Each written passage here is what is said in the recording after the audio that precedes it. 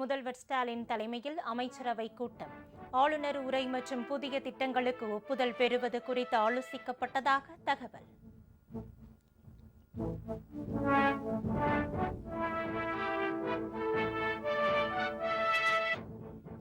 திமுக ஆட்சியில் 4 லட்சம் கோடி ரூபாய் ஊழல் நடந்திருப்பதாக தமிழக ஆளுநரிடம் எடப்பாடி பழனிசாமி புகார்.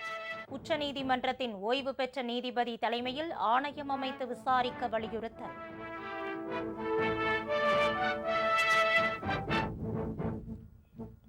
திருப்பரங்குன்றம் மலை மீது உள்ள விளக்கு தூணில் தீபம் ஏற்றலாம். தமிழக அரசின் மேல்முறையீட்டு மனுவை தள்ளுபடி செய்தது உயர்நீதிமன்றம்.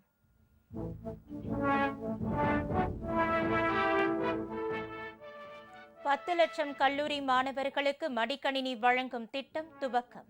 முதலமைச்சர் ஸ்டாலினுக்கு மாணவ மாணவிகள் நன்றி.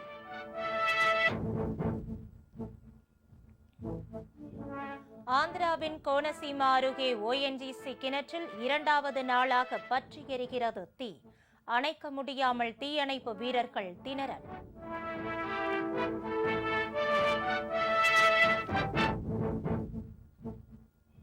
காங்கிரஸ் தலைவர் சோனியாவுக்கு திடீர் உடல்நலக்குறைவு.